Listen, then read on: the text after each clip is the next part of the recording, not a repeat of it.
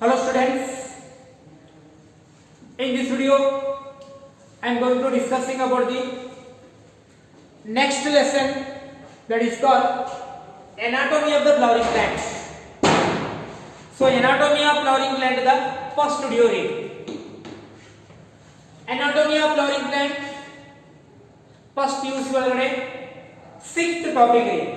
This is the sixth topic in your first PUC biology syllabus. Already ನೀವು morphology of the flowering plant ಬಗ್ಗೆ study ಮಾಡಿರಿ.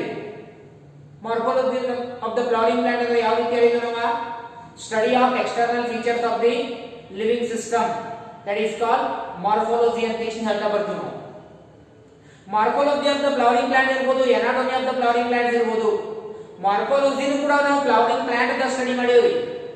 Morphology ನು ಕೂಡ ನಾವು angiospermic plant ಅಂತ ಸ್ಟಡಿ ಮಾಡಿವಿ ನಾವು. ಅದೇ ರೀತಿ anatomy ನು ಕೂಡ ನಾವು ಏನು ಸ್ಟಡಿ ಮಾಡಬೇಕಂದ್ರೆ ಇದೆಯಾ flowering plants ಅನ್ನು ಸ್ಟಡಿ ಮಾಡಬೇಕು. Flowering plants which is nothing but angiospermic plants ಅಂತ ಏನು ಬರ್ತಾವಲ್ಲ ಆ angiospermic plants ಏನು ಸ್ಟಡಿ ಮಾಡ್ತಾ ಹೋಗ್ತೀವಿ ಅಂದ್ರೆ ನಾವು ಈ ಟಾಪಿಕ್ ನಾಗ anatomy ಸ್ಟಡಿ ಮಾಡ್ತಾ ಹೋಗ್ತೀವಿ. ಟಾಪಿಕ್ ನಾಗ ಏನೇನು ಕಂಟೆಂಟ್ ಅನ್ನ ಡಿಸ್ಕಷನ್ ಮಾಡ್ತಾ ಹೋಗ್ತೀವಿ. ಟೋಟಲ್ ಆಗಿ ಸೀರೀಸ್ ಆಫ್ ಏನ ನಾವು ಡಿಸ್ಕಷನ್ ಮಾಡ್ತಾ ಹೋಗ್ತೀವಲ್ಲ ಇಲ್ಲ ಡೇ ಬೈ ಡೇ ಒಂದೊಂದು ವಿಡಿಯೋನ ಏನ ನಾವು ಡಿಸ್ಕಷನ್ ಮಾಡ್ತೀವಲ್ಲ ಇದೆಲ್ಲ ಕಂಟೆಂಟ್ ಬಗ್ಗೆ ಡಿಸ್ಕಷನ್ ಅನ್ನ ಮಾಡ್ತಾ ಹೋಗ್ತೀವಿ. Topics to be covered which means that ಈ ಟಾಪಿಕ್ ನಾಗ ಏನೇನು ಕಂಟೆಂಟ್ ಬರ್ತದ. First of all plant tissue ಬಗ್ಗೆ ಸ್ಟಡಿ ಮಾಡ್ತೀವಿ ನಾವಿಲ್ಲ. Second concept plant tissue system ಅನ್ನ ಸ್ಟಡಿ ಮಾಡ್ತೀವಿ. Third concept anatomy of the dicotyledons. Dicot plant the anatomy study ಮಾಡ್ತೀವಿ ನಾವು. Dicot plant the ಯಾವ anatomy ಸ್ಟಡಿ ಮಾಡ್ತೀವಿ ನಾವು ರೂಟ್ ದ anatomy ಸ್ಟಡಿ ಮಾಡ್ತೀವಿ ನಾವು. Dicot stem the anatomy study ಮಾಡ್ತೀವಿ ನಾವು. leaf ದ anatomy ಸ್ಟಡಿ ಮಾಡ್ತಾ ಬರ್ತೀವಿ. ಅದೇ ರೀತಿ ನಾವು monocotyledons ದ anatomy ಕೂಡ ಸ್ಟಡಿ ಮಾಡಬೇಕ್ರಿ. ಇದರ monocotyledons anatomy ಒಳಗಡೆ monocot root ದ anatomy ಸ್ಟಡಿ ಮಾಡ್ತೀವಿ, stem anatomy ಸ್ಟಡಿ ಮಾಡ್ತೀವಿ, leaf anatomy ಸ್ಟಡಿ ಮಾಡ್ತೀವಿ. ಇವೆಲ್ಲ ಸಿಸ್ಟಮ್ ಅನ್ನು ಸ್ಟಡಿ ಮಾಡುವುದು compare to morphology. anatomy study is difficult job. ನಾವು ಮಾರ್ಫಾಲಜಿ ಈಸಿಯಾಗಿ ನಾವು ಒಂದು ಪ್ಲಾಂಟ್ಸ್ ತೆಗೆದುಕಿಸಿದ this is the plant, this is the plant, this is the structure of the plant. ಇಲ್ಲ ಪ್ಲಾಂಟ್ ದ ಸ್ಟ್ರಕ್ಚರ್ ತೆಗಿತೀನಿ ನಾ. That is the structure of the plant. These are the root system. Sorry, this is the leaf system ಅಂತ ಹೇಳ್ತೀವಿ. This is the leaf system. ಈ plant the ನಾವು morphological characters ಅನ್ನ ಈಜಿಯಾಗಿ ಹೇಳ್ಬೋದು. ಪ್ಲಾಂಟ್ ದ ಕಲರ್ ಹೇಳ್ಬೋದು ನಾವು, plant the leaf the colour ಹೇಳ್ಬೋದು, ಸ್ಟೆಮ್ ಕಲರ್ ಹೇಳ್ಬೋದು, ರೂಟ್ ಕಲರ್ ಹೇಳ್ಬೋದು. ಅದೆಲ್ಲ ಮಾರ್ಫಾಲಜಿ ಒಳಗಡೆ ಬರ್ತದೆ. ಬಟ್ ಅದನ್ನ ನಾವು ಎನಾಟಮಿಕಲ್ ಸ್ಟಡಿ ನಾವು ಹೇಳೋದಷ್ಟು ಇಲ್ಲ. ಪ್ಲಾಂಟ್ ನಾಗ ಝೈಲಮ್ ದ ಫಂಕ್ಷನ್ ಏನದ, ಫ್ಲೋಯಮ್ ದ ಫಂಕ್ಷನ್ ಏನದ, ಪ್ಯಾರಂಕೈಮ ದ ಫಂಕ್ಷನ್ ಏನದ, ಪ್ಯಾರಂಕೈಮ, ಕೋಲಂಕೈಮ, ಸ್ಕ್ಲೆರಂಕೈಮ, ಮೆರಿಸ್ಟೆಮೆಟಿಕ್ ಟಿಶ್ಯೂ ಇವೆಲ್ಲದರದ್ದು ನಾವು ಫಂಕ್ಷನ್ ಹೇಳಬೇಕಾಯ್ತಾರ ಪ್ರೀವಿಯಸ್ ಆಗಿ ಅದ್ರ ಬಗ್ಗೆ ನಾವು ಏನ್ ಮಾಡ್ಬೇಕಾಗ್ತಾರ ಸ್ಟಡಿ ಮಾಡ್ತಾ ಹೋಗ್ಬೇಕ್ರಿ. ಅಂದ್ರೆ ಈ ಟಾಪಿಕ್ ನಾವು ಕೂಡ ಅದನ್ನ ಮಾಡ್ತೀವಿ ನಾವು ಕೆಲಸ. ಮೆರಿಸ್ಟೆಮೆಟಿಕ್ ಟಿಶ್ಯೂ ಫಂಕ್ಷನ್ ಏನದ, ಪ್ಯಾರಂಕೈಮ ಟಿಶ್ಯೂ ಫಂಕ್ಷನ್ ಏನದ, ಸ್ಕ್ಲೆರಂಕೈಮ ಟಿಶ್ಯೂ ಫಂಕ್ಷನ್ ಏನದ, ಝೈಲಮ್ ದ ಫಂಕ್ಷನ್ ಏನದ, ಫ್ಲೋಯಮ್ ದ ಫಂಕ್ಷನ್ ಏನದ, ಇದ್ರ ಬಗ್ಗೆ ನಾವೆಲ್ಲ ಏನ್ ಮಾಡ್ತೀವಿ ಅಂದ್ರ anatomy of the flowering plants ಒಳಗಡೆ ಡೀಟೇಲ್ ಆಗಿ ಸ್ಟಡಿ ಮಾಡ್ತಾ ಹೋಗ್ತೀವಿ. Okay, so write down these points. ಇವೆಲ್ಲ ಪಾಯಿಂಟ್ಸ್ ಅನ್ನು ಏನು ಮಾಡಬೇಕಂದ್ರೆ ಫಸ್ಟ್ ಮೆನ್ಷನ್ ಮಾಡ್ಕೊಳ್ಳಿ. ನೆಕ್ಸ್ಟ್ ನಾವು ಇಂಟ್ರೊಡಕ್ಟರಿ ಪಾರ್ಟ್ ಅನ್ನು ಏನು ಮಾಡಿಬಿಡೋಣ ಅಂದ್ರೆ ಸ್ಟಾರ್ಟ್ ಮಾಡಿಬಿಡೋಣ. Okay, so right this is the anatomy. This is the sixth topic in your biology syllabus. First of all, you know the definition of the anatomy. Anatomy is the definition ಗೊತ್ತಿರಬೇಕು. What do you mean by anatomy? Anyone? Okay. Anatomy level ನಾವು ಹೇಳ್ತಾ ಹೋಗೋಣ. So ಇದನ್ನ study ಮಾಡಬೇಕಾದ್ರೆ compulsory ನಮಗ microscopic ಇರ್ತದೆ. ಇದು microscopic level ನಾವು ಏನು ಮಾಡ್ತಾ ಹೋಗ್ತೀವಿ ಸ್ಟಡಿ ಮಾಡ್ತಾ ಹೋಗ್ತೀವಿ.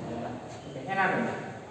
ಸೊ ಯಾವ ನಮಗ ಸೆಲ್ಫ್ ಒಂದು ಪ್ಲಾಂಟ್ ಅನ್ನ ನಾವು ಮುರಿತೀವಿ, ಮೂರ್ತ ಕಿಶನ್ ಅದ್ರ ಒಳಗಡೆ ಏನೇನು ಹೇಳಕ ಐದು ಕಿಶನ್ ಹೇಳಕಾಗತ್ತೆ. ಪ್ಲಾಂಟ್ ಮೂರ್ತ ಕಿಶನ್ ಅದ್ರ ಒಳಗಡೆ ಎಲ್ಲಿ ಝೈಲಮ್ ಅದ, ಎಲ್ಲಿ ಫ್ಲೋಯಮ್ ಅದ, ಎಲ್ಲಿ ಪ್ಯಾರಂಕೈಮ ಅದ ಅದನ್ನ ಹೇಳಕಾಗಲ್ಲ. ಯಾವಾಗ ನಾವು ಹೇಳಕ್ಕಾಗ್ಬೋದು ಅಂದ್ರೆ ಅದನ್ನ ನೀವು ಮೈಕ್ರೋಸ್ಕೋಪಿಕ್ ಲೆವೆಲ್ ಸ್ಟಡಿ ಮಾಡ್ತಾ ಬಂದ್ರೆ ತಿಳ್ಕೊಂಡು ಆ ಟೈಮ್ನಾಗ ನಾವು ಏನು ಹೇಳ್ತೀವಿ ಅಂದ್ರೆ ಈಗ ಪ್ಲಾಂಟ್ ಯಾವ ಟಿಶ್ಯೂ ಎಲ್ಲೆಲ್ಲಿ ಪ್ರೆಸೆಂಟ್ ಅದಾವಂತ ಟಿಶ್ಯೂ ಏನು ಮಾಡ್ಬೋದು ನಾವು ಐಡೆಂಟಿಫಿಕೇಶನ್ ಮಾಡ್ತಾ ಬರ್ಬೋದ್ರಿ ಅಂದ್ರೆ ಇದೆಲ್ಲ microscopic level study. Okay right. So ಇಲ್ಲಿ ಏನಂದ್ರೆ anatomy level ಹೇಳ್ತಾ ಬಂದಿರೋದು. Definition of the anatomy, first of all, what do you mean by anatomy?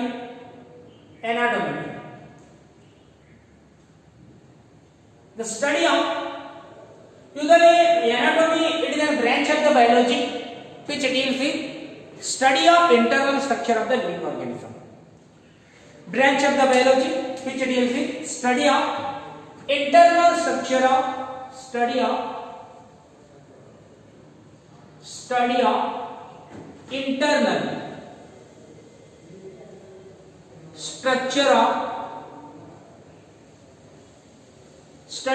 internal structure of living organisms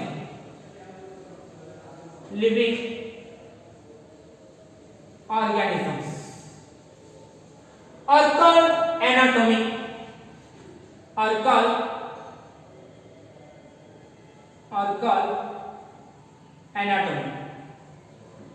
ಒಂದು ಆರ್ಗ್ಯಾನಿಸಮ್ ಇಂಟರ್ನಲ್ ಸ್ಟಡಿ ಮಾಡ್ತಾ ಬಂದವರು ಇದಕ್ಕೆ anatomy ಅಂತ ಹೇಳ್ತೀವಿ. ಐದರ್ it may be plant anatomy ಇರಬಹುದು. ಇಂಟರ್ನಲ್ ಸ್ಟ್ರಕ್ಚರ್ ನಾವು ಪ್ಲಾಂಟ್ ಸ್ಟಡಿ ಮಾಡ್ತೀವಿ, animal ಕೂಡ ನಾವು ಸ್ಟಡಿ ಮಾಡ್ತೀವಿ. ಬಟ್ ನಿಮ್ ಸಿಲೆಬಸ್ ಕೊಟ್ಟಿದ್ದಿಲ್ಲ, ನಾ ಡಿಸ್ಕಷನ್ ಮಾಡೋದು ಓನ್ಲಿ ಪ್ಲಾಂಟ್ anatomy. ಪ್ಲಾಂಟ್ ಅನ್ನ ಶಿಳ್ಬೇಕು, ಶಿಳ್ಕಿಶನ್ ಅದ್ರ ಒಳಗಡೆ ಹೋಗಿ ಕುಂದಿರ್ಬೇಕು, ಕೂತ್ಕಿಶನ್ ಏನೇನೇನೇನು ಕಿಶನ್ ಅಬ್ಸರ್ವ್ ಮಾಡ್ತಾ ಬರ್ಬೇಕು. ಇಷ್ಟ ಸಿಂಪಲ್. ಅಂದ್ರೆ ಇಂಟರ್ನಲ್ ಸ್ಟ್ರಕ್ಚರ್ ಯಾವ ಪಾರ್ಟ್ಸ್ ಏನೇನು ಫಂಕ್ಷನ್ ಅದ, ಯಾವ ಟಿಶ್ಯೂ ಏನೇನು ಫಂಕ್ಷನ್ ಅದ ಅದನ್ನ ನಾವು ಇಲ್ಲಿ ಸ್ಟಡಿ ಮಾಡ್ತಾ ಹೋಗ್ತೀವಿ ನಾವು. ಅಂದ್ರೆ so anatomy either label it means ಈ ಟಾಪಿಕ್ ನಾಗ anatomy only plant anatomy, not animal anatomy. Okay, so here we are discussing about the plant anatomy. Anatomy which is nothing but already internal structure. Organism the inside the structure na study ಮಾಡ್ತಾ ಬಂದವರ this is called as anatomy ಅಂತ ಹೇಳ್ತಾರೆ. Okay, so ನೀವು level of the organism study ಮಾಡ್ತಾ ಬಂದಿದ್ರ it means a simple system to complex system ಅನ್ನು ನಾನು ಹೇಳ್ತಾ ಬರ್ತೀನಿ. level of the organism, level of organization ಬಗ್ಗೆ ನಾವು ಸ್ಟಡಿ ಮಾಡ್ತಾ ಬಂದಿದ್ರ. Here the level of organization ಬಗ್ಗೆ ನಾವು ಹೇಳ್ತಾ ಬರೋಣ. level of organization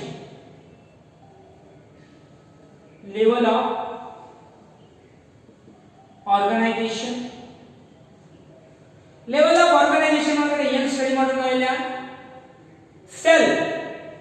ಸೆಲ್ ಅನ್ನ ಸ್ಟಡಿ ಮಾಡೋಣ. ಫಸ್ಟ್ ಸೆಲ್ ಅಂದ್ರೆ ಏನ ಗೊತ್ತಾದ್ರೆ ಟಿಶ್ಯೂ ಅಂದ್ರೆ ಏನು ಗೊತ್ತಾಗುತ್ತೆ. ಟಿಶ್ಯೂ ಅಂದ್ರೆ ಏನು ಗೊತ್ತಾದ್ರೆ ಆರ್ಗನ್ ಅಂದ್ರೆ ಏನು ಗೊತ್ತಾಗತ್ತೆ. ಆರ್ಗನ್ ಅಂದ್ರೆ ಏನು ಗೊತ್ತಾದ್ರೆ ಆರ್ಗನ್ ಸಿಸ್ಟಮ್ ಗೊತ್ತಾಗತ್ತೆ. ಆರ್ಗನ್ ಸಿಸ್ಟಮ್ ಗೊತ್ತಾಗತ್ತೆ ನೀವು ಆರ್ಗ್ಯಾನಿಸಮ್ ಅಂದ್ರೆ ಗೊತ್ತಾಗುತ್ತೆ. Cell, first of all cell. First ನಾವು ಹೈರಾರ್ಕಿ ಸೆಲ್ ಅಂತ level of organisation.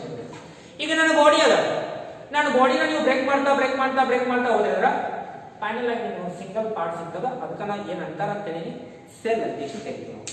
This is the cell which is nothing but structural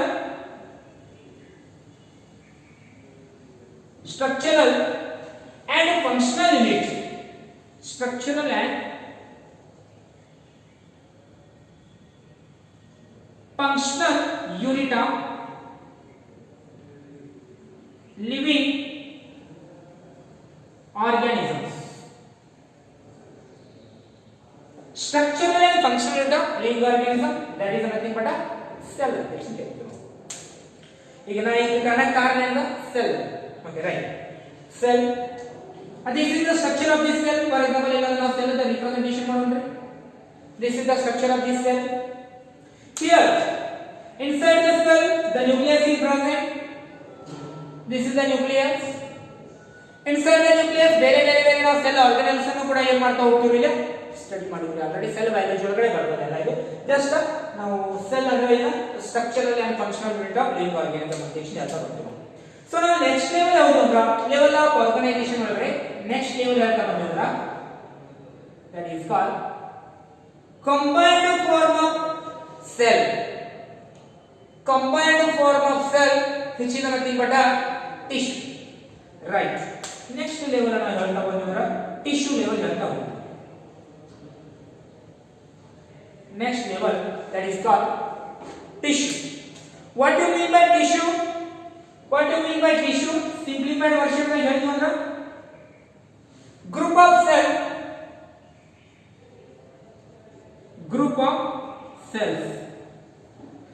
cell ಅನ್ನೋ ಗ್ರೂಪ್ ಗೆ ನಾವು ಟಿಶ್ಯೂ ಅಂತ ಕರೀತಾ ಬರ್ತೀವಿ. Having common origin and a function ಅಂತ ಹೇಳ್ತೀವಿ. Group of cell, that is nothing but a tissue ಅಂತ ಕರೀತೀವಿ. ಗ್ರೂಪ್ ಆಫ್ ಫಾರ್ ಎಕ್ಸಾಂಪಲ್ ಇಲ್ಲೊಂದು ಸೆಲ್ ಅದ ನಾವು ಗ್ರೂಪ್ ಅನ್ನು ತೆಗೆಯೋಣ. ದಿಸ್ ಇಸ್ ಒನ್ ಸೆಲ್, ಇಲ್ಲೊಂದು ಸೆಲ್ ಅದ. ಫಸ್ಟ್ ಒಂದು ರಿಪ್ರೆಸೆಂಟೇಷನ್ ಮಾಡಿ ನಾವು. Second cell, this is the cell, this is also cell, this is also cell. these all are the cells. ಇದೆಲ್ಲ cells. Inside the cell, nucleus is located. This is the nucleus. These all are the nucleus. ಇವಕ್ಕೆಲ್ಲ ನಾವು nucleus ಅಂತ ತಕ್ಷಣ ಕರೀತಾ ಬರ್ತೀವಿ. Single ಇದ್ದಾಗ cell ಅಂತ ತಕ್ಷಣ ಹೇಳ್ತೀವಿ. Combination form of a cell, the group of similar type of cell having perform a similar function, that is called tissue ಅಂತ ತಕ್ಷಣ ಕರೀತಾ ಬರ್ತೀವಿ. So this is the whole system which is nothing but a tissue ಅಂತ ಹೇಳ್ತಾ ಬರ್ತೀವಿ. Plant ಒಳಗಡೆ ನಾವು ಬೇರೆ ಬೇರೆ ಇರತಕ್ಕಂತ ಟಿಶ್ಯೂ ನ ಸ್ಟಡಿ ಮಾಡ್ತಾ ಹೋಗ್ತೀವಿ. ಪ್ಯಾರೆಂಕೈಮಾ ಟಿಶ್ಯೂ ಇರಬಹುದು, ಕೋಲಂಕೈಮಾ ಇರಬಹುದು, ಸ್ಕ್ಲೆರೆಂಕೈಮಾ ಇರಬಹುದು, ಝೈಲಮ್ ಇರಬಹುದು, ಫ್ಲೋಯಮ್ ಇರಬಹುದು. ಇವೆಲ್ಲ ಟಿಶ್ಯೂಗೆ ಎಕ್ಸಾಂಪಲ್. ಇವೆಲ್ಲ ಸೇರಿದಾಗ ಒಂದು ಫಂಕ್ಷನ್ ಆಗ್ತಿರ್ತದೆ. ಎಲ್ಲ ಮೆರಿಸ್ಟೆಮೆಟಿಕ್ ಸೆಲ್ಸ್ ಗಳು ಸೇರಿದಾಗ ಮೆರಿಸ್ಟೆಮೆಟಿಕ್ ಟಿಶ್ಯೂ ಆಗ್ತೈತಿ. ಅವೆಲ್ಲ ಮೆರಿಸ್ಟೆಮೆಟಿಕ್ ಟಿಶ್ಯೂ ಸೇರಿದ ಪ್ಲಾಂಟ್ ಒಂದು ಫಂಕ್ಷನ್ ಮಾಡ್ತಿರ್ತಾವೆ. ಝೈಲಮ್ ತಗೊಂಡ್ರೆ ಬೇರೆ ಬೇರೆ ತರನಾಗಿರ್ತ. ಈಗ ಝೈಲಮ್ ಒಳಗಡೆ ಕಂಡು ಬರ್ತಕ್ಕಂಥ ಸೆಲ್ಸ್ ಗಳು ಎಲ್ಲ ಸೇರಿದಾಗ ಒಂದು ಕಾಮನ್ ಫಂಕ್ಷನ್ ಐತೈತ್ರಿ. ದಟ್ ಫಂಕ್ಷನ್ ಹಿಂಚಿದ್ರೆ ನಥಿಂಗ್ ಬಟ್ ವಾಟರ್ ಕಂಡಕ್ಷನ್ ಮಾಡ್ತಾವ್ರಿ. ಫ್ಲೋಯಮ್ ನಾವು ಟಿಶ್ಯೂ ತಗೊಂಡ್ವಿ ಅಂದ್ರೆ ಫ್ಲೋಯಮ್ ಟಿಶ್ಯೂ ತಗೊಂಡಾಗ ಅಲ್ಲಿ ಬೇರೆ ಬೇರೆ ಅಲ್ಲಿ ಇರ್ತಕ್ಕಂಥ ಸೆಲ್ಸ್ ಗಳು ಫುಡ್ ಕಂಡಕ್ಷನ್ ಮಾಡಕ್ಕೆ ಹೆಲ್ಪ್ ಮಾಡ್ತಾವೆ. ಅಂದ್ರೆ ಒಂದು ಟಿಶ್ಯೂಗ ಇನ್ನೊಂದು ಟಿಶ್ಯೂಗ ಫಂಕ್ಷನ್ ಲೆವೆಲ್ ಹೇಳ್ತಾ ಹೋದ್ರೆ ಚೇಂಜ್ ಇರ್ತದೆ. ಒಂದು ಟಿಶ್ಯೂಗ ಇನ್ನೊಂದು ಟಿಶ್ಯೂಗ ಫಂಕ್ಷನ್ ಲೆವೆಲ್ ಹೇಳ್ತಾ ಹೋದ್ರೆ ಏನಿರ್ತದೆ, ಫಂಕ್ಷನ್ ಲೆವೆಲ್ ಡಿಫರೆಂಟ್ ಇರ್ತದೆ. ಓಕೆ, ಅಂದ್ರೆ the group of cell that is called tissue ಅಂತ ಕರೀತಾ ಬರ್ತೀವಿ. ದ ಗ್ರೂಪ್ ಆಫ್ ಟಿಶ್ಯೂ ನಾವು ಗ್ರೂಪಿಗೆ group of tissue. Next that is called group of tissue that is called organ ಅಂತ ಕರೀತೀವಿ. Group of tissue that is called organ ಅಂತ ಕರೀತೀವಿ. Tissue grouping ಯಾವ ರೀತಿ ಸೆಲ್ಸ್ ಗ್ರೂಪಿಂಗ್ ಟಿಶ್ಯೂ ಅಂದ್ರೆ ಇಂತದ ಟಿಶ್ಯೂ ಇಂತದ ಗ್ರೂಪ್ ಇರ್ತಕ್ಕಂಥ ಬೇರೆ ಬೇರೆ ಬೇರೆ ಬೇರೆ ಗ್ರೂಪ್ಸ್ ಅನ್ನ ತಗೋತೀವಿ. ಇಂತವ ಮೂರ್ನಾಗ ಬೇರೆ ಬೇರೆ ಟೈಪ್ ಆಫ್ ಟಿಶ್ಯೂ ನ ತಗೋತೀವಿ ನಾವು. ಅವತುರ್ನೆಲ್ಲ ಸೇರಿಸಿ ಬಿಡ್ತೀವಿ. ಅವಾಗ ಏನ್ ಕರೀಬೇಕಂದ್ರೆ ಆರ್ಗನ್ ಅಂತ ಕರೀತೀವಿ. ಆರ್ಗನ್ ಗ್ರೂಪಿಂಗ್ ಏನ್ ಕರೀಬೇಕು ನಾವು? Organ grouping that is called organ system ಅಂತ ನಾವು ಆರ್ಗನ್ ಗ್ರೂಪಿಂಗ್ ಆರ್ಗನ್ ಸಿಸ್ಟಮ್ ಅಂತ ಕರೀತೀವಿ. ಆರ್ಗನ್ ಸಿಸ್ಟಮ್ ಗ್ರೂಪಿಂಗ್ ಏನ್ ಕರೀಬೇಕಂದ್ರೆ ಎಲ್ಲ ಆರ್ಗನ್ ಸಿಸ್ಟಮ್ ಸೇರಿದಾಗ ಫೈನಲ್ ಆಗಿ ಏನಾಗ್ತದೆ ಅಂದ್ರೆ ಒಂದು ಹೋಲ್ ಆರ್ಗಾನಿಸಮ್ ಬಾಡಿ ರೆಡಿ ಆಗ್ತದೆ. That is nothing but organ system grouping ಏನ್ ಕರೀಬೇಕು ನಾವು ಫೈನಲ್ ಆಗಿ ಹೋಲ್ ಆರ್ಗಾನಿಸಮ್. ಇದು ಆರ್ ಫೈನಲ್ ಆಗಿ ಆರ್ಗಾನಿಸಮ್ ಅಂತ ಕರೀತೀವಿ. Organisms. This is the organism. This is the level of organization. Cell ಕೂಡಿದಾಗ ಮಾತ್ರ ಟಿಶ್ಯೂ ಆಗ್ತದ್ರಿ. ಟಿಶ್ಯೂ ಕೂಡಿದಾಗ ಮಾತ್ರ ಆರ್ಗನ್ ಆಗ್ತದ್ರಿ. ಆರ್ಗನ್ ಕೂಡಿದಾಗ ಮಾತ್ರ ಆರ್ಗನ್ ಸಿಸ್ಟಮ್ ಆಗ್ತದ್ರಿ. ಎಲ್ಲ ಆರ್ಗನ್ ಸಿಸ್ಟಮ್ ಗಳು ಕೂಡಿದಾಗ ಮಾತ್ರ ಒಂದು ಆರ್ಗಾನಿಸಮ್ ಆಗ್ತದ. Either it may be plant ಇರಬಹುದು, either it may be human being ಇರಬಹುದು. ಪ್ಲಾಂಟ್ ಸಿಸ್ಟಮ್ ಲೆವೆಲ್ ಕೂಡ ನೀವು ಸ್ಟಡಿ ಮಾಡಿದಾಗ ಅಲ್ಲಿ ಕೂಡ ಇದೇ ರೀತಿ ನೀವು ಸಿಸ್ಟಮ್ ಅನ್ನ ನೋಡ್ತಾ ಹೋಗ್ತೀವಿ. ಇದೇ ರೀತಿ ಲೆವೆಲ್ಸ್ ಅನ್ನ ನೋಡ್ತಾ ಹೋಗ್ತೀವಿ. ನೀವು ಪ್ಲಾಂಟ್ ಸಿಸ್ಟಮ್ ದಾಗ ಇದೇ ರೀತಿ ಲೆವೆಲ್ಸ್ ಅನ್ನ ನೋಡ್ತೀವಿ. ನಮ್ದು ಎನಿಮಲ್ ಈಗ ನನ್ನ ಬಾಡಿ ಫೈನಲ್ ಆಗಿ ಐ ಆಮ್ ಹೋಲ್ ಆರ್ಗಾನಿಸಮ್. ನಾವು ಒಂದು ಆರ್ಗಾನಿಸಮ್ ಅದಲ್ಲಿ ನಾನು ಬ್ರೇಕ್ ಮಾಡಿದಾಗ ಫಸ್ಟ್ ಏನು ಸಿಗ್ತದ? ಒಂದು ಆರ್ಗನ್ ಸಿಸ್ಟಮ್ ಸಿಗ್ತದ. ಆರ್ಗನ್ ಸಿಸ್ಟಮ್ ನ ಬ್ರೇಕ್ ಮಾಡಿದಾಗ ಆರ್ಗನ್ ಸಿಗ್ತದ. ಆರ್ಗನ್ ಅನ್ನ ಬ್ರೇಕ್ ಮಾಡಿದಾಗ ಟಿಶ್ಯೂ ಸಿಗ್ತದ. ಟಿಶ್ಯೂನ ಬ್ರೇಕ್ ಮಾಡಿದಾಗ ಸೆಲ್ ಸಿಗ್ತದ. cell which is the smallest part of the cell. Understand? Right. So write down this point. ಈ ಪಾಯಿಂಟ್ ಅನ್ನು ಏನು ಮಾಡಬೇಕಂದ್ರೆ ಕರೆಕ್ಟ್ ಆಗಿ ಬರ್ಬೋದು. ಡೆಫಿನಿಷನ್ ಬರ್ಬೋದು ಎನಾಟಮಿ ಅಂದ್ರೆ ಏನಂತ. ನೆಕ್ಸ್ಟ್ ನಾವು ಲೆವೆಲ್ ಆಫ್ ಆರ್ಗನೈಸೇಷನ್ ಒಳಗಡೆ cell, tissue, organ system, final ಆಗಿ ಏನು ಬರೀರಿ ಹೋಲ್ ಆರ್ಗನಿಸಮ್ ಅಂತ ಮೆನ್ಷನ್ ಮಾಡ್ತಾ ಬನ್ನಿ. ಓಕೆ. ಆಲ್ರೆಡಿ ಇವಾಗ ಎನಾಟಮಿ ಬಗ್ಗೆ ಏನು study of internal structure of the living organism that is called what anatomy ಅಂತ ಹೇಳ್ತಾ ಬರ್ತೀವಿ. ಯೂಶಲಿ ಯಾವುದೇ ಎನಾಟಮಿ ಡಿಸ್ಕಷನ್ ಮಾಡ್ತೀವಿ ನಾವು. Discussing about the plant anatomy. Plant anatomy. Remember, plant anatomy, not a human anatomy. Okay, right.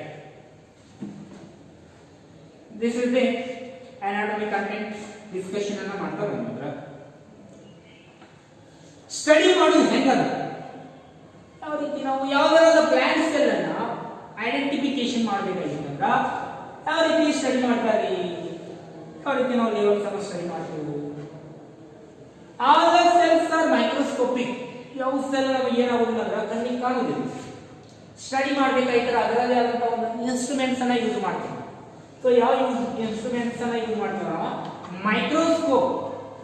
Microscope ಅನ್ನ use ಮಾಡಿದ plant ಒಳಗಡೆ ಇರ್ತಕ್ಕಂಥ ಡಿಫರೆಂಟ್ ಟೈಪ್ ಆಫ್ ಸೆಲ್ಸ್ ಅನ್ನ ನಾವು ಏನ್ ಮಾಡಬಹುದು ಅಂದ್ರೆ ಸೊ ಐಡೆಂಟಿಫಿಕೇಶನ್ ಮಾಡ್ತಾ ಹೋಗ್ಬೋದು. ಈಗ ನಾವು ನೆಕ್ಸ್ಟ್ ಸಿಸ್ಟಮ್ ಒಳಗಡೆ ಏನ್ ಮಾಡ್ತೀವ್ರ ಆಲ್ರೆಡಿ ನಾ ಎನಾಟಮಿ ಅಂದ್ರೆ ಏನಂತ ಹೇಳಿ ಯಾವ ರೀತಿ ಆರ್ಗನೈಸೇಷನ್ ಇರ್ತದೆ, ಸೆಲ್ ಇರ್ತದೆ, ಸೆಲ್ ಎಲ್ಲ ಕೋಪೇಷನ್ ಟಿಶ್ಯೂ ಆಗ್ತದೆ, ಟಿಶ್ಯೂ ಎಲ್ಲ ಕೋಪೇಷನ್ ಆರ್ಗನ್ ಆಗ್ತದೆ, ಆರ್ಗನ್ ಎಲ್ಲ ಸೇರ್ಪೇಷನ್ ಆರ್ಗನ್ ಸಿಸ್ಟಮ್ ಇಂದ ಫೈನಲ್ ಆಗಿ whole organism. This is the content.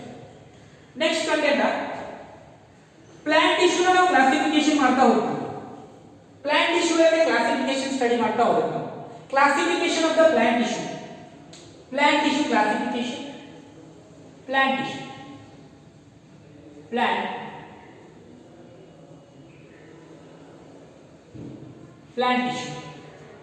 plant tissue ನ ನಾವು ಬೇರೆ ಕ್ಯಾಟಗರಿಯಾಗಿ ನಾವು ಡಿಫರೆನ್ಸಿಯೇಷನ್ ಮಾಡ್ತಾ ಹೋಗ್ತೀವಿ.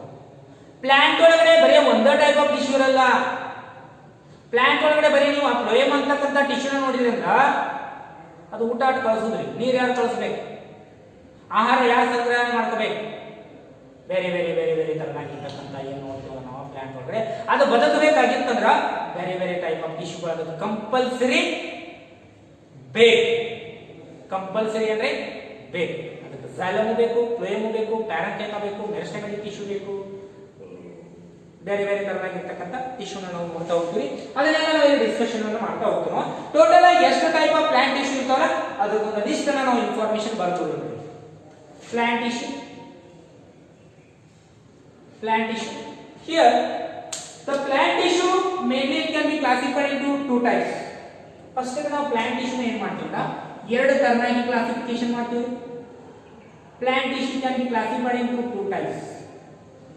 First, major classification ತಗೊಂಡಾಗ ನಾವು ಎರಡು ಟೈಪ್ ಕ್ಲಾಸಿಫಿಕೇಶನ್ ಸಿಸ್ಟಮ್ ಅನ್ನು ನೋಡ್ತಾ ಬರ್ತೀವಿ. Plant tissue ಅಂದ್ರೆ ಎರಡು ಸಿಸ್ಟಮ್ ಆಫ್ ಕ್ಲಾಸಿಫಿಕೇಶನ್ ಅನ್ನು ನೋಡ್ತಾ ಬರ್ತೀವಿ. ಫಸ್ಟ್ ಯಾವುದು? ನಾವು ಫಸ್ಟ್ ಸಿಸ್ಟಮ್ ಆಫ್ ಕ್ಲಾಸಿಫಿಕೇಶನ್ ಅನ್ನು ನೋಡಿದಾಗ that is called meristematic tissue ಅಂತ ಹೇಳ್ತೀವಿ. ಫಸ್ಟ್ ಪ್ಲಾಂಟ್ ಟಿಶ್ಯೂ ಅಲ್ಲಿ ಎರಡು ಟೈಪ್ ನೋಡ್ತೀವಿ ನಾವು. First one that is called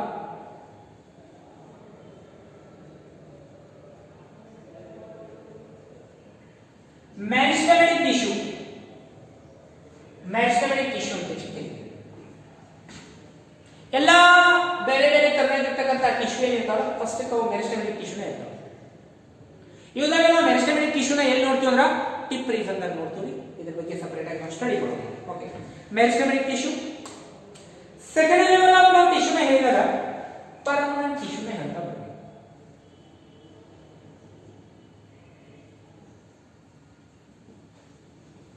second level ಅನ್ನ ಹೇಳಿದಾಗ ಪರ್ಮನೆಂಟ್ ಟಿಶ್ಯೂ ಅಂತ ಹೇಳ್ತೀವಿ. Second system that is called permanent tissue. ಎರಡು ಟೈಪ್ ಆಫ್ ಟಿಶ್ಯೂನ ನೋಡ್ತೀವಿ ನಾವು. Meristematic tissue, second one that is called what? Permanent tissue. Here the meristematic tissue again can be classified. Meristematic tissue na matte ನಾವು classification category ಒಳಗಡೆ study ಮಾಡ್ತೀವಿ. The meristematic tissue can be classified into different types. ಇದರಾಗ ಏನು ನಾವು classification ಮಾಡ್ತೀವಿ meristematic tissue ಒಳಗಡೆ again classification study ಮಾಡ್ತೀವಿ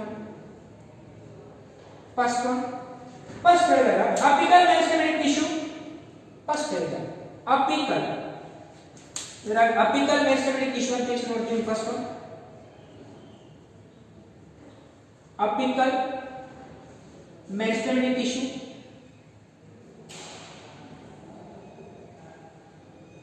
apical meristematic tissue. Second one, intercalary meristematic tissue ಅಂತ ಎಷ್ಟು ಬರುತ್ತೆ ಸೆಕೆಂಡ್ ನಾವು ಸಿಸ್ಟಮ್ ಹೇಳಿದಾಗ intercalary meristematic tissue. Second one, that is intercalary meristematic tissue.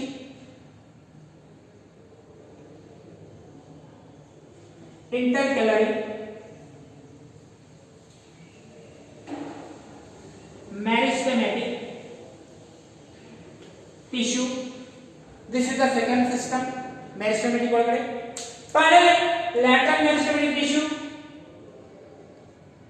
Finally, lateral meristematic tissue.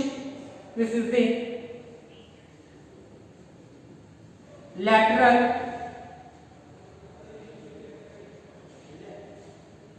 meristematic tissue. The meristematic tissue can be classified into three types: apical, intercalary, lateral meristematic tissue. Here also like that, permanent tissue na again ನಾವು ಎರಡು ಕ್ಯಾಟಗರಿಯಾಗಿ differentiation ಮಾಡ್ತಾ ಬರ್ತೀವಿ. ಇದರ ಎರಡು type ಅನ್ನು ನೋಡ್ತೀವಿ ನಾವು. Permanent tissue can be classified into two types. Here it can be classified into two types. That is a simple permanent tissue. Simple permanent tissue.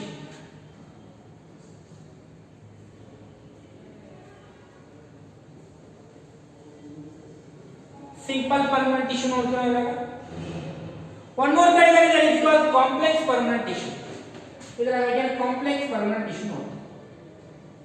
Complex permanent tissue. Right. Permanent tissue can be classified into two types: simple permanent tissue. Second one that is called complex permanent tissue. Again, the simple can be again classified. Simple permanent tissue mat classification ಮಾಡ್ತೀವಿ ನಾವು. Here can be classified into parenchyma. ಇದರ ಒಳಗಡೆ parenchyma tissue ನೋಡ್ತೀವಿ ನಾವು. Parenchyma. Second one collenchyma.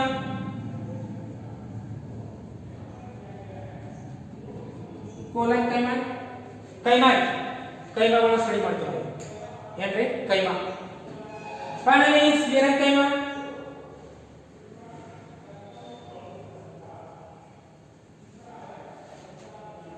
ಇದು ಕೈಮಾ ಇದು ಕೈಮಾ ಇದು ಕೈಮಾ ಏನು ಬಟ್ ಇದು ಪ್ಯಾರೆಂಕೈಮಾ ಬಟ್ ಇದು ಕೋಲೆಂಕೈಮಾ ಇದೇನ ಸ್ಕ್ಲೆರೆಂಕೈಮಾ. ಹೆಸರು ಕೂಡ ಭಾಳ ಚಂದ ಇರ್ತಾವ್ರಿ ಬಯಾಲಜಿ ಒಳಗಡೆ. ಅವ್ನು ನೆನಪಿಟ್ಕೋಬೇಕು.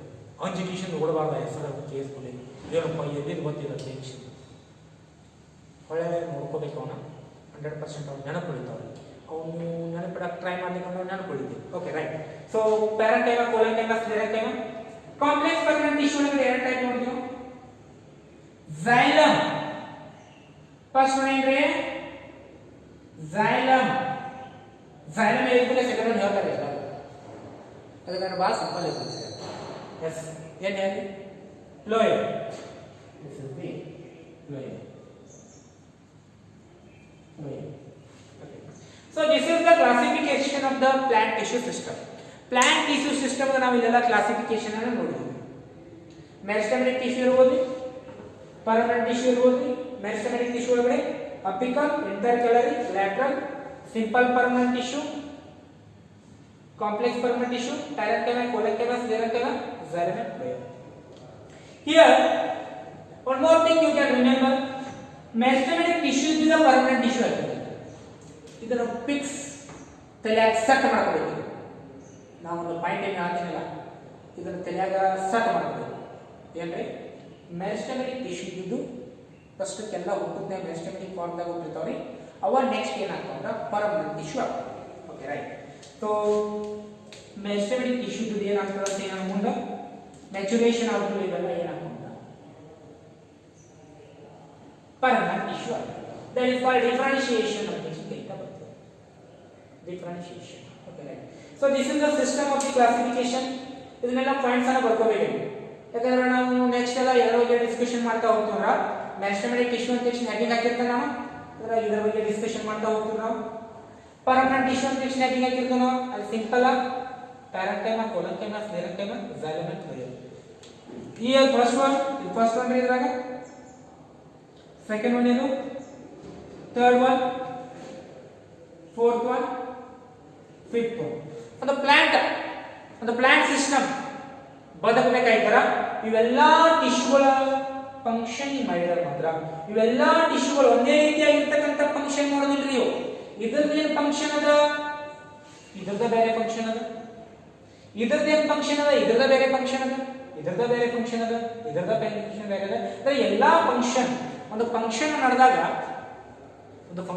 ಅಲ್ಲಿರ್ತಕ್ಕಂಥ ಏನು ಪೀಪಲ್ ಇರ್ತಾರಲ್ಲ, ಬೇರೆ ಬೇರೆ ಬೇರೆ ಬೇರೆ ಗ್ರೂಪ್ಸ್ ಅನ್ನ ಮಾಡಿರ್ತೀವಿ ನಾವು. ಫುಡ್ ಸಪ್ಲೈ ಮಾಡೋರನ್ನ ಬೇರೆ ಮಾಡಿರ್ತೀವಿ ನಾವು. ನೆಕ್ಸ್ಟ್ ನಾವು ಡೆಕೋರೇಷನ್ ಮಾಡೋರನ್ನ ಬೇರೆ ಮಾಡಿರ್ತೀವಿ ನಾವು, ಅದೊಂದು ಕಮಿಟಿ ಬೇರೆ.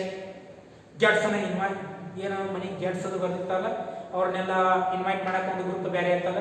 ಟೋಟಲ್ ಏನು ಫಂಕ್ಷನ್ ಏನದ ಅದು ಫಂಕ್ಷನ್ ನಡಿಬೇಕು ಚಂದ.